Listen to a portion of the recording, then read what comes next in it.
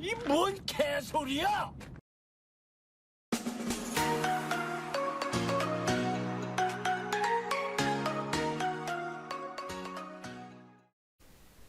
안녕하세요. 희망과 욕망입니다. 알파인 주주로서 최근에 그리즐리의 숏 리포트를 보고 좀 화가 나는 부분도 있고 좀 황당한 부분도 있어서 하고 싶은 말이 있어서 좀 담아봤는데, 또 처음이다 보니까 뭐 오타나 아니면 또 잘못된 정보가 다소 들어갈 수도 있다는 것을 감안하시고 들어주셨으면 좋겠고, 뭐 지적이나 아니면 수정 같은 경우는 언제든지 기쁜 마음으로 받아들일 테니까 너그럽게 봐주셨으면 좋겠습니다. 네, 감사합니다. 자, 그러면 얼마 전에 그리즐리 리서치라는 곳에서 알파인에 대한 리포트를 내놨고, 과연 얘네들이 무엇을 주장하면서 알파인에 대해서 깎아내렸는지를 살펴보고 그거에 대한 저의 의견을 말씀드리도록 하겠습니다. 첫 번째, 알파인 포 테크놀로지는 블랭크 체크 컴퍼니다. 깡통 같은 회사인데 어떤 드론의 최근에 그 인기에 힘입어서 같이 인기를 누리고 있을 뿐이다.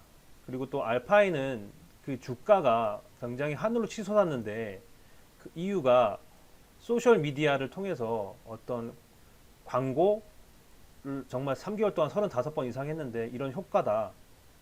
그리고 알파인의 어떤 매니지먼트 역시 좀 약간 의심스러운데, 그 CEO 자체가 주주들을 좀 약간 잘못된 방향으로 끌고 나가고, 또 세일즈 파트에 있는 부대표 역시 사기꾼이고 이걸로 10년 정도 감옥에 갈 뻔한 적이 있다. 이러한 애들이 어떤 그 프로모셔널 드림팀을 이뤄서 임파서블 에어로스페이스를 인수한 거고, 또 우리가 확인해 봤을 때는 임파서블은 실제로 실체가 없는 그런 회사다. 그리고 우리의 이러한 진실된 것은 사진이 어떤 천마디 말보다 더 진실되다. 또 임파서블 자체가 완벽하게 정말 실체가 없는 껍데기인데 실제로 어떤 장소에 실존하지가 않는다. 그리고 그 부분에 이웃에 존재하는 어떤 것들이 움직임 자체가 없다. 이게 그 최근에 얘기했던 퀄리티 서큐트라는 회사를 말하는 것 같습니다. 그리고 이게 수개월 동안 움직임이 없었고 알파인이 이거를 인수하기 전에 그 임직원들이 뭐 도망갔다, 뭐 이런 내용을 주장하고 있습니다. 또 알파인이 600만 불에 에어로스페이스를 인수를 했는데 이게 240배를 튀긴 거니까 괜찮은 장사다. 또 바이유라는 거 역시 이런 경험을 계기로 해서 인수했을 뿐이다. 바이유가 임파서블에 대비해서 더 나은 게 하나도 없다.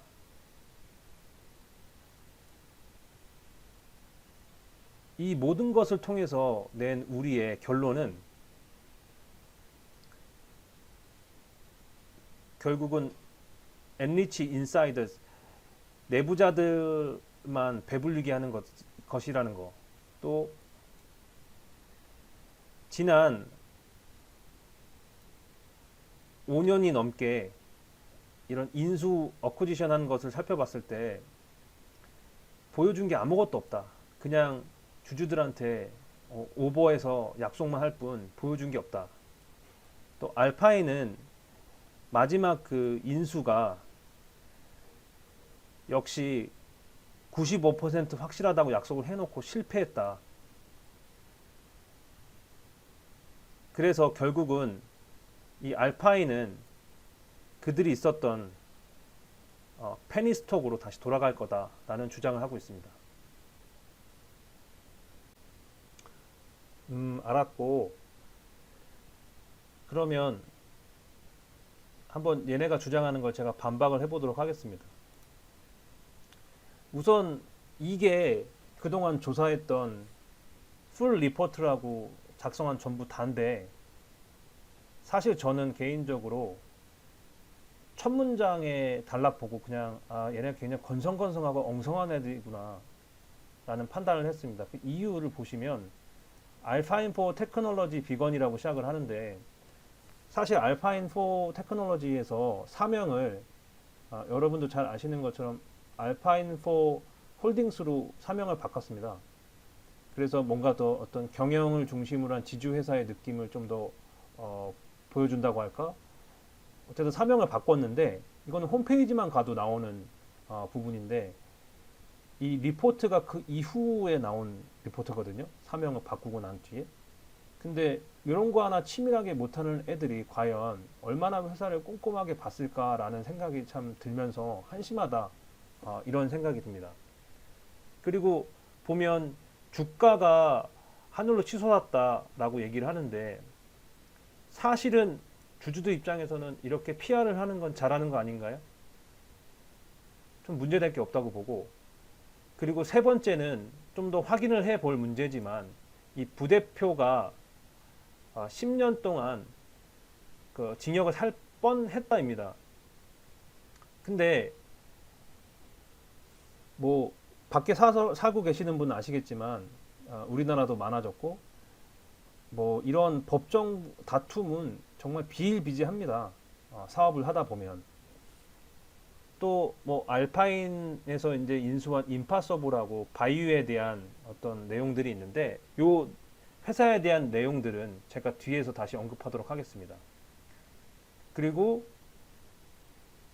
알파인이 600만 불에 사들여서 이제 240배가 튀겼다라고 하는데 이게 정말 알파인이라는 회사의 그 CEO 켄트가 뭐 기업 사냥꾼처럼 기업을 사서 팔고 할 건지 아니면 정말 큰 목표로 나가기 위해서 이 기업들을 인수한 건지를 살펴보시면 이 문제 역시 오히려 포지티브하다 이렇게 보시면 될 것 같습니다.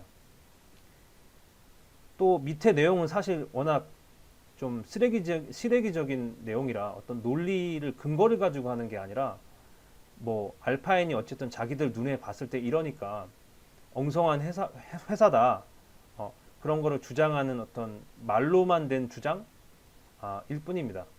자 그러면 뒤에서 한번 살펴보도록 하겠습니다. 이게 그리즐리 리서치 홈페이지인데 앞서서 말씀드린 것처럼 알파인4 테크놀로지라는 제목을 가지고 이제 3월 10일 날 2021년 3월 10일 날 발표를 했고 실제로 알파인 홈페이지에 들어가면 홀딩스라고 되어 있을 뿐만 아니라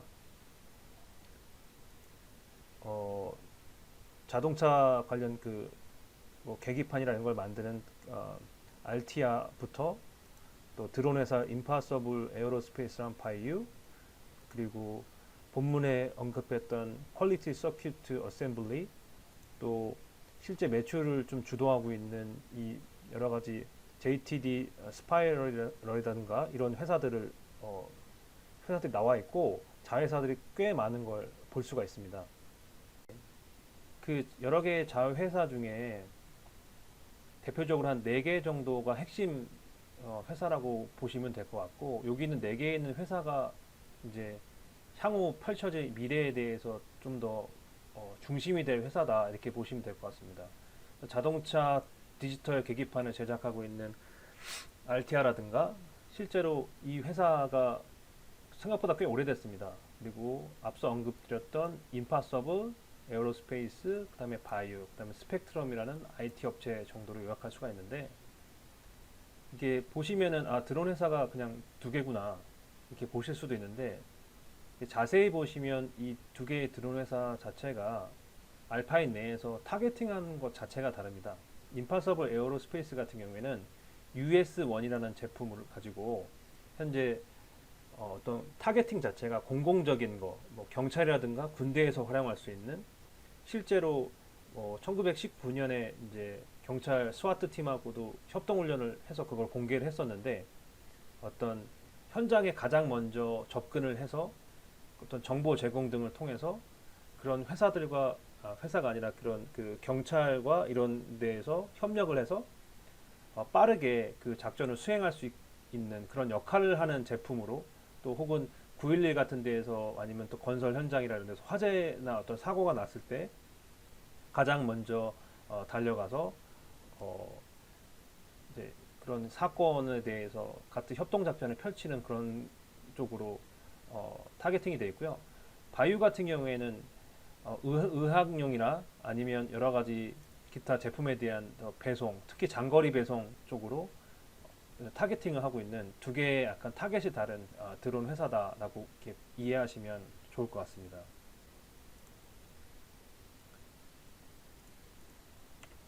그리고 아시는 분은 아시겠지만 이제 여기 임파서블의 CEO 이제 스펜스 고 같은 경우에는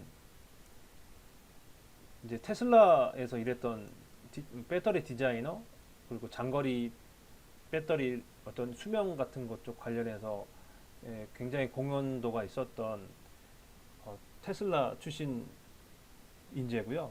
그리고 포브스에서 30세 이하의 30인에 선정된 적도 있고, 또 스페이스 X 팔콘 같은 데서 참여했던 인재라고 보시면 될 것 같습니다. 그래서 그런 이 스펜스 고어가 이끌고 있는 회사가 그리즐리에서 얘기했던 실체가 없는 회사의 CEO라고 보시면 될 것 같고요. 그리고 아까 그 그리즐리에서 뭐 매출 실체가 없다 뭐 이런 얘기 했는데, 이 드론 자체가 4차 산업혁명이라고 불릴 정도로 이제 앞으로 추후에 발생될 미래, 그게 뭐 당장 뭐 2, 3개월 후는 아니겠지만 그쪽이 더 기대되는 분야고, 예전에 1900년대나 2000년 초반에는 사실 민간용하고 군사용 중에 거의 대부분 군사용 비준으로 개발을 했었고, 이스라엘이라든가 미국이 선두주자로서 어떤 그 영역을 끌고 나갔었고 군사용으로만 활용을 했다가 뭐 2000년, 2010년 정말 초반까지만 해도 드론을 하늘에 날릴 수도 없었고 그런 제재도 굉장히 심했고, 아직까지도 그런 규정이라든가 조치를 만들고 있고, 향후에도 새로 나온 것들에 대해서 어떤 하늘에 대한 교통 규약이라든가 여러 가지 발생할 거에 대한 어떤 조치들이 지금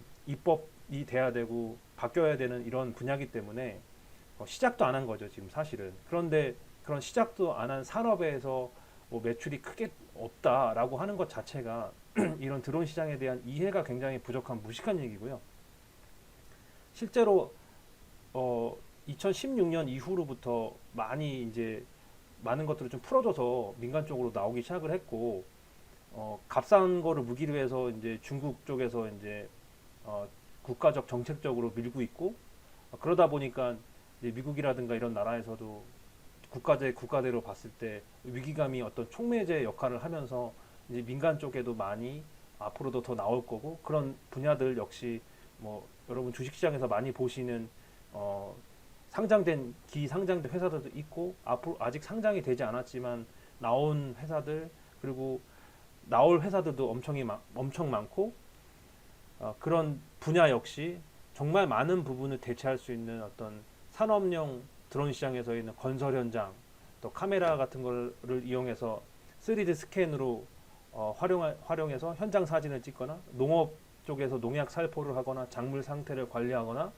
또는 재해 현장에서 US1 같이 어떤 화재 진압이라든가 구조까지 또 확대를 하거나, 또 기존의 헬리콥터를 한 대를 띄우려면은 뭐 뒤에 자료를 보시면 아시겠지만, 뒤에 헬리콥터를 한 대 띄우려면 엄청나게 많은 비용이 들고, 또 범죄자를 추적하는 데 있어서도 미국 같은 경우는 헬기를 띄워서 추적하는 경우도 굉장히 많은데, 그 소리가 얼마나 시끄러운데 그게 티가 안 나나요? 그런데 드론같이 헬기에 비해서 완전 저소음과 비용도 들지도 않은 거를 먼저 띄워서 그 현장에 대한 정보를 접수한다면은 뭐 속도감뿐만 아니라 비용면에서도 정말 말도 안 되게 줄일 수 있기 때문에, 이 기존에 있는 사업을 대체할 수도 있는 영역으로 봤을 때는 그 시장 자체가 굉장히 크고 블루오션이다. 경쟁자도 많고 업체도 그만큼 많다고 해도 산업 자체가 아직 다 무르익은 산업이 아니고 이제 시작이기 때문에 커지기 시작하면 경쟁사도 가져가서 키울 수 있는 회사고 우리도 키울 수 있는 이런 블루오션이 펼쳐질 거다라는 것은 안 봐도 뻔한 내용이죠. 바이오 역시 아까 말씀드린 것처럼 이제 의학용 드론 배송이라든가 의학용 의약품 배송이라든가 이런 쪽에 포커싱이 돼서 이제 현재 개발을 하려고 하는 회사고 이미 실제로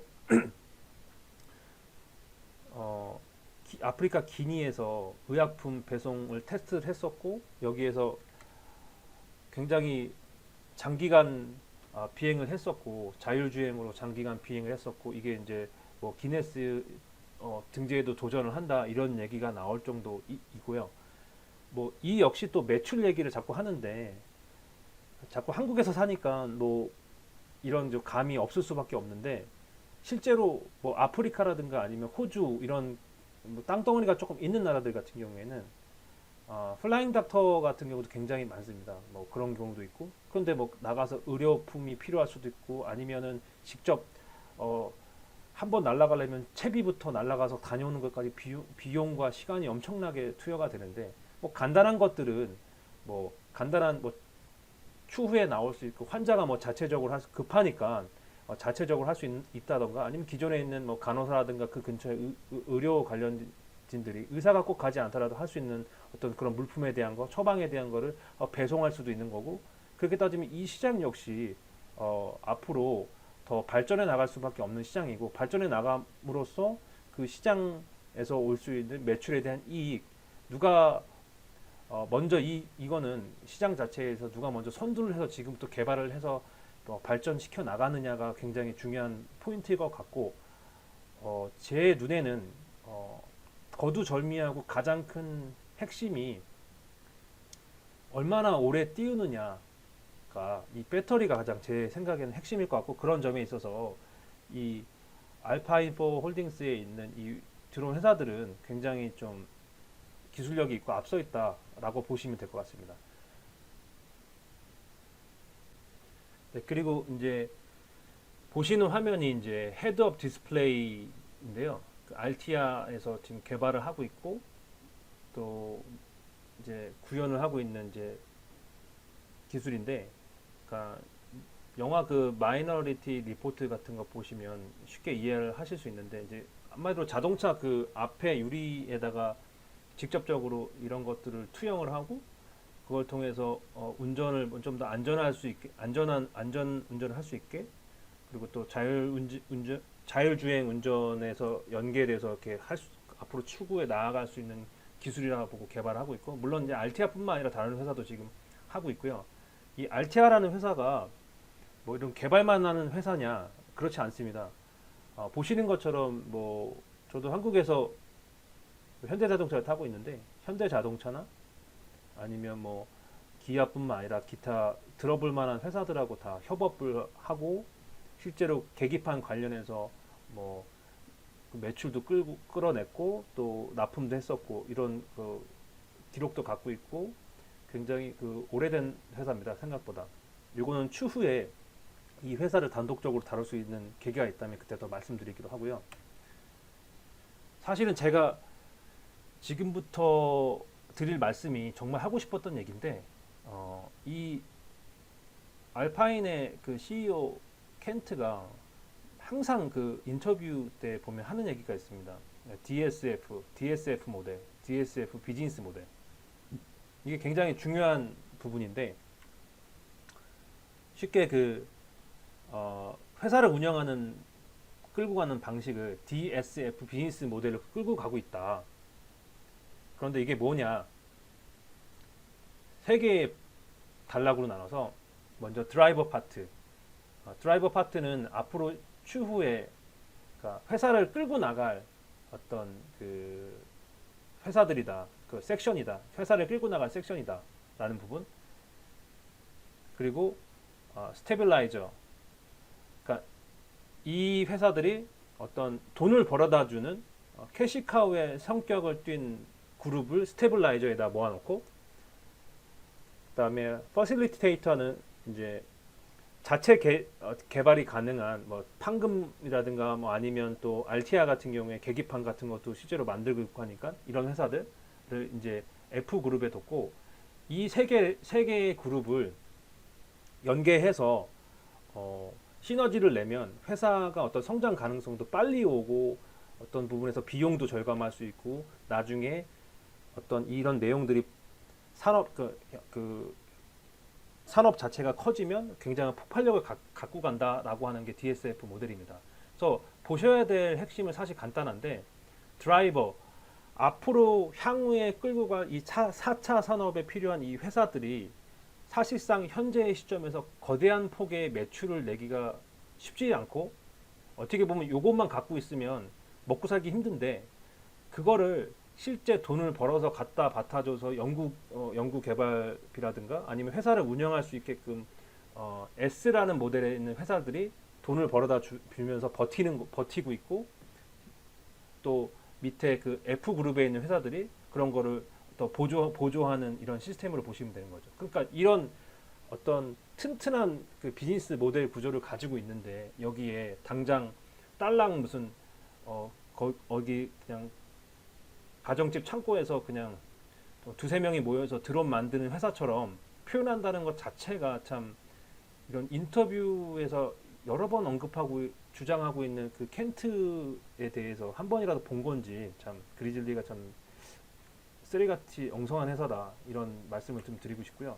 실제로 그 하평시에 임파서블에 스펜스 고 나왔을 때 인터뷰한 내용 그리고 바이유에서 인수시에 나왔던 내용 다 여기에서도 다 언급이 중복으로 돼 있어요. 그래서 이런 거는 찾아보시면 이해하시기 편할 것 같습니다. 제가 또 말씀드리고 싶은 게 있는데 지금 OTC에 대해서 몇 가지 오해하시는 부분도 있고 아직 명확하게 이제 뭐가 뭔지 모르시는 분도 계신 것 같아요. 저 역시 그랬고 저 역시 이제 공부를 통해서 또 이렇게 알게 된 내용 또 알려주셔서 제가 들은 내용도 있긴 한데 OTC라는 게 사실은 크게 보면 세 가지를 보시면 됩니다. OTC QX가 있고 OTC QB가 있고 그다음에 OTC 핑크가 있습니다. 일명 그 핑크 시트라고 하는. 그래서 보시면 OTC QX가 조금 더 여러 가지 실제로 SEC에다가 보고해야 될 내용도 많고 재무적인 어떤 데이터라든가 이런 게 좀 스트릭트하고 그거보다는 중간 단계에 있는 게 OTC QB고 그다음에 이제 밑에 핑크 시트가 있는데 OTC가 전반적으로 상장된 회사보다는 구조적으로 좀 살짝 불안할 수 있는 건 사실이지만 이 흔히 말하는 이게 핑크 시트하고 OTC QB하고는 엄연히 다르다는 거 그리고 실제로 많은 어떤 벤처 기업으로 볼 수 있는 회사들 벤처 마켓에서 있는 회사들이 OTC QB로 시작해서 여기서 뭐 상장을 하게 되는 경우도 꽤 많다라는 거 이런 구분을 가지고 보시면 될 것 같습니다.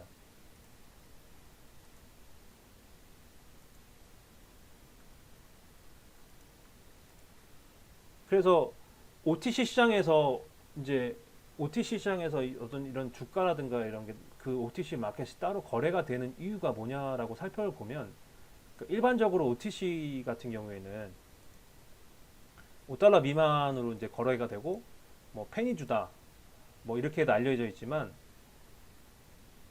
이중 기업 중에 상당수가 성장을 통해서 뭐 뉴욕 증권거래소라든가 나스닥에 상장을 통해서 나중에 회사를 키워나가는 그런 준비를 하고 있는 회사들이 꽤 많다라고 보시면 되고요. 또 OTC 회사가 다 조그만 회사만 있는 건 아닙니다. 일부 대기업은 뭐 광범위한 어떤 재무 보고서 같은 거 제출하기 피곤하니까 그걸 피하기 위해서 OTC 시장에서 거래를 하는 경우도 있고요. 또 거래소에 보면 상장 비용이 이제 꽤 들기 때문에 그 상장 비용 때문에 OTC에서 좀 하는 그런 경우도 있고 여러 가지 케이스가 많이 있습니다. 그래서 아까 말씀드린 것처럼 한 번 더 반복해서 설명을 드리면 이제 OTC QX, 그다음에 QB, 그다음에 핑크시트가 있는데 이제 저희가 해당되는 이 알파인 같은 경우에 이제 OTC QB로서 어떤 전형적인 벤처 시장에서 이제 나스닥으로의 그 리스트업을 준비하고 있는 회사다라고 보시면 될 것 같습니다.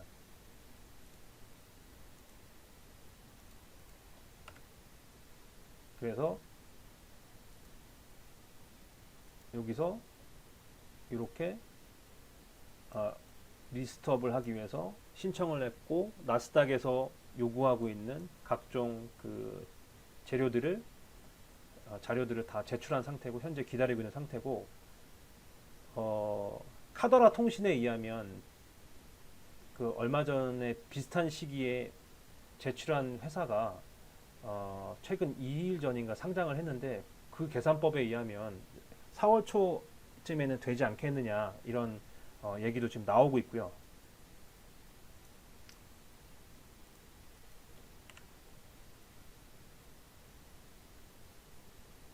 제가 드리고 싶은 말씀은 이건데 OTC 시장을 보시면 이제 나스닥도 원래 OTC 시장이었고요. 그 뉴욕 증권 거래소 외에 그 비상장 주식 거래소였었고 또 이 보시면 과거 얘기긴 하지만 월마트 그리고 또 지금은 엄청나게 큰 회사들 페이스북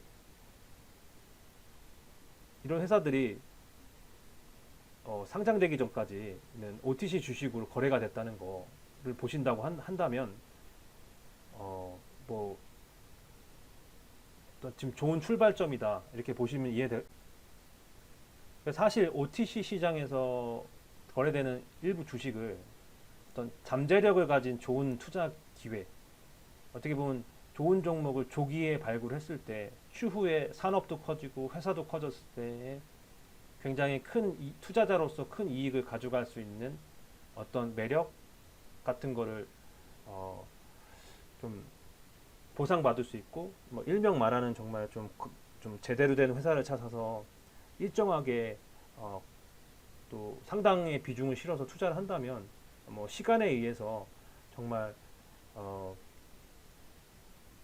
조기 은퇴라고 봐야 될까요? 약간 좀 그런 인생의 설계를 하시는 분한테 기회가 될 수 있는 거고요. 물론 이제 저희 ALPP 같은 경우에 이제 나스닥에 상장 신청, 리스트업 신청을 해놨고 또 이게 어떻게 보면 1차적인 산인데 작은 산인데 이걸 이상 없이 올라와야 되고 또 주가 역시 오르락내리락 하겠지만 어느 정도는 이제 주가를 좀 더 올려줘야 되고 그걸 통해서 또 여러 가지 좋은 호재들을 계속 발표를 해야 되고 뭐 켄트가 물론 앞으로도 필요한 회사가 있으면 부분적으로 이제 인수 같은 거를 통해서 회사를 크게 더 키워 나가겠다. 그래서 더 시간이 지나면 결국 주주들에 대한 큰 이익이 오니까 그런 방향을 끌고 가겠다라는 뭐 DSF 비즈니스 모델을 가지고 그런 걸 가져가겠다는 발표를 했고 하기 때문에 제가 개인적으로 추천드리는 거는 뭐 단기적인 어떤 주가의 어떤 이익을 보기 위해서 들어가기에는 조금 무리가 있을 수도 있고요. 물론 1차적으로는 나스닥 상장 때 호재가 작용해서 조금 생각보다 많은 비중으로 주가가 상승할 수도 있고 한데 회사를 다져나가면서 앞으로 펼쳐질 2년, 3년 그 추후에 나올 그 드론 산업하고 관련된 뭐 기타 뭐 4차 산업 자체가 커진다고 하면 지금부터 조금씩 분할로 모아 가시는 것도 굉장히 좋은 회사가 아닐까 뭐 그런 판단이 되고요. 저도 시작 자체는 이제 어떻게 우연찮게 알게 돼서 이제 단순하게 생각하면서 사실 부끄럽지만 주가가 떨어지면서 이 종목에 대해서 좀 더 계속 공부를 하고 많이 다른 분한테 여쭤보고 이렇게 하게 됐는데 결론적으로는 조금 회사에 대해서 좀 더 저 역시 좀 더 관심을 갖고 또 멀리 보고 또 약간 좀 그러면서 좀 가까워지는, 점점 더 가까워지고 있는 상태고, 이런 것들에 대한 내용을 좀 공유하고자 뭐 어떻게 보면 제 인생의 첫 유튜브를 만들게 됐습니다. 아무튼 앞서서 말씀드린 내용 잘 참고해 주시고,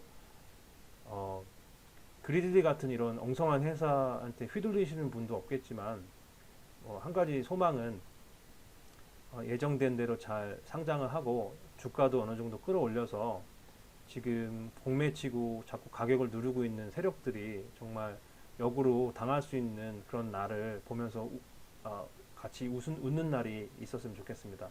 아무튼 지금까지 봐주셔서 감사합니다.